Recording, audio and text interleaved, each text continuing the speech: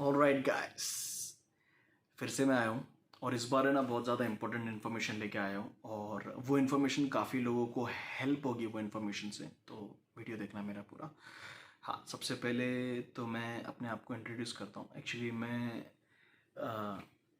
Cruise ship पे काम करता हूँ और जहाँ पे हम लोगों का वीज़ा कैटेगरी जो होता है वो C1D होता है, जो यूनाइटेड स्टेट के लिए होता है। और अगर if you want to work in a cruise ship तो आपको वीज़ा लेना बहुत ज़रूरी है, ठीक है, वो कंपलसरी है। तो मेरा वीज़ा इंटरव्यू था, मैंने हर चीज़ प्रोसीजर फॉलो किया, डॉक्यूमेंट्स सब चीज़ें थी।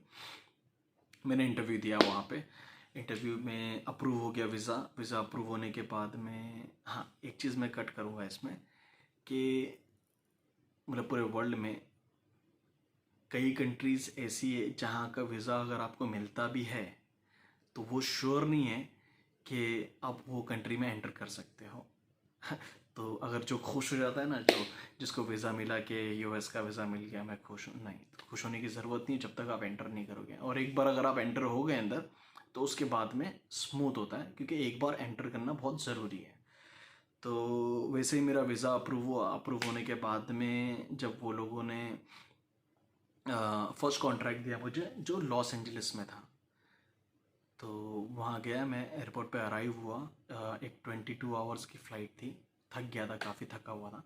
जब अराइव किया वहाँ पे जाने के बाद में, तो वो लोगों ने इमिग्रेशन पे मुझे रोक लिया, just because of my sir name, क्योंकि मेरा सर नेम खान है। तो पॉसिबल है, और काफ़ी ऐसे सर नेम है जहाँ पे वो लोग रोक देते हैं। तो वो लोगों ने जब रोका मुझे, तो मैं बोला ठीक है, नो प्रॉब्लम। डॉक्यूमेंटेशन तो सब अच्छे थे, सब क्लियर थे, तो टेंशन की बात नहीं थी कि रोका है तो क्यों रोका है। तो फिर मैंने फॉलो किया जो भी वो लोगों ने बोला। तो 6 घंटा वो लोगों ने मुझे बिठाया एक इमिग्रेशन ऑफिस। काफ़ी लोग बैठे हुए थे, मैं अकेला नहीं था वहाँ पे। और आई डोंट नो क्या कर रहे थे वो लोग। और जब जाके उनको पूछो तो वो लोग सीधा जवाब देते, no you can ask anything, just need to sit. ठीक है, फ़ोन्स तुम नहीं ऑपरेट कर सकते हो, कुछ नहीं कर सकते हो। वो हुआ। उसके बाद में मुझे अंदर बुलाया वो लोगों ने। मैं 1 बजे पहुंचा था और 6 बजे वो लोगों ने अंदर बुलाया। जब तक मैं बैठा हुआ था, थका हुआ था, सो रहा था मैं अपने बैग पे सर रख के।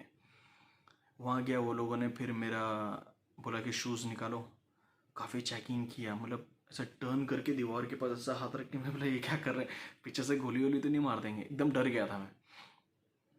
फिर वो लोगों ने कैश पूछा कितना है। कैश मैंने बताया, कुछ डॉलर्स थे मेरे पास में, बताया। वो लोगों ने सब एंट्री किया। एंट्री करके सिर्फ कैश मुझे दिया, बाकी सब चीज़ें मेरी ले लिया। इनफैक्ट मेरे पास वॉच भी नहीं थी।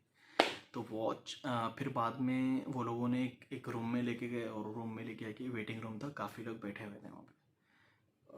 तो बीच चेयर होती है ना, लॉन्ग चेयर, वैसी चेयर थी 2-4। वहाँ पे लोग सो रहे भी थे, आराम कर रहे थे, और मैं बहुत थका हुआ था, नींद भी आ रही थी। तो वो बंदा, एक ऑफिसर बैठा था अंदर, उसको मैं पूछा तो बोलता, नो, डोंट आस्क एनीथिंग। बोला ठीक है। फिर मैं गया, जाके थोड़ा बहुत वहाँ से मिला, नूडल्स खाया, और खाने के बाद में आराम किया। फिर पूरी रात वो लोगों ने इंस्पेक्शन किया, काफ़ी कुछ पूछा सवाल।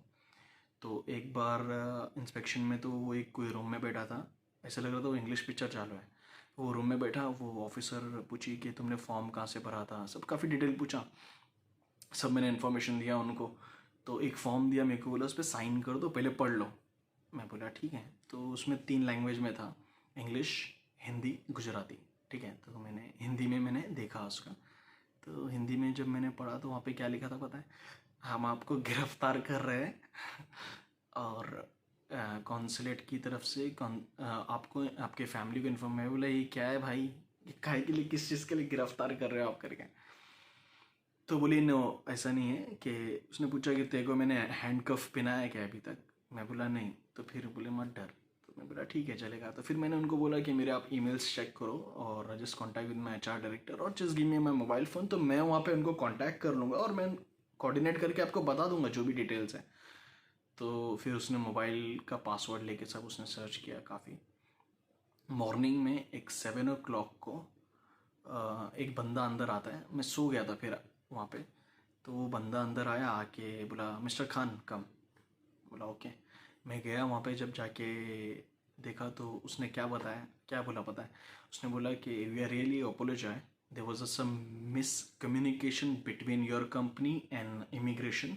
तो that's why you are suffering, तो we are really sorry for that, और this is your passport copy और now you can go to your ship. यार मैं पता नहीं, वो एक अलग ही खुशी थी। मैं बोला चलो एटलीस्ट फाइनली निकले यहाँ से। लेकिन अब वो लोगों ने क्या किया था मैं वो आपको बताता हूँ। अब ये मेन मुद्दा है। तो वो लोगों ने सबसे पहले मेरे वीज़ा को कर दिया था रिवोक, जो होता है cancel. Let me show you. ये वीज़ा को रिवोक किया था, और यहाँ पे वो लोगों ने लिखा है रिवोक इन एरर। मतलब वो लोगों का फुल प्लान था मेरे को भेजने के लिए इंडिया, डिपोर्ट करने। और यहाँ पे वो वहाँ पे एयरपोर्ट की सुपरवाइज़र थी बंदी, कोई तो ऑफिसर थी, सीबीपी ऑफिसर। उसने ये विजिटिंग कार्ड दिया और बोला कि you no need to worry, everything is update in the system, so once you go your country तो आपका वीज़ा आपको मिल जाएगा वापस से, तो now but you can go to your ship. मैं शिप पे गया। शिप पे जाने के बाद में वहाँ पे भी इमिग्रेशन होता है हम लोगों का, सी फेरर के लिए। वहाँ पे इमिग्रेशन पे वो लोगों ने रुकाया काफ़ी, मतलब फिर काफ़ी लाइक एवरी टाइम वो लोग है ना मुझे बुलाते थे शिप इमिग्रेशन के लिए। सबका एक ही बार होता है, लेकिन मेरा हफ्ते में एक बार वो लोग, जैसा वो कोई मुजरिम होता है ना हिंदुस्तान में, अपराधी, उसको नहीं बुलाते हाज़िरी के लिए, तो ऐसे वो लोग मुझे बुलाते थे सिर्फ चेक करने, पता नहीं। फिर वो लोग काफ़ी टाइम के बाद में पहचान लिए थे।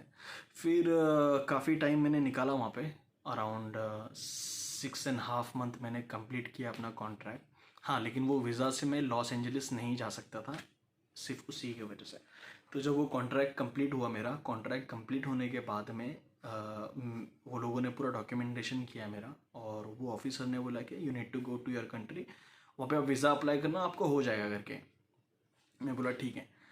अब ये मुद्दे की बात है, जब मैं यहाँ पे आया मुंबई में आने के बाद में मैंने मेल किया उनको, और मेरे सोर्सेस है थोड़े से अंदर ही, तो वहाँ से जब मैंने मेल किया तो मेल करने के बाद में वो लोगों ने मुझे बोला कि आपका वीज़ा कैंसिल हो गया, you need to apply again. मैं बोला ठीक है।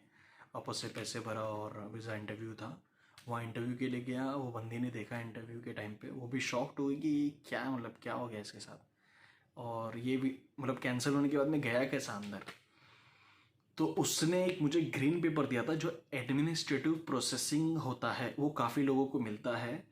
अब मैंने उसके लिए फॉलोअप कैसे किया, अभी ये मैं एकदम डिटेलिंग की बात बता रहा हूँ, क्योंकि सोर्सेस है मेरे।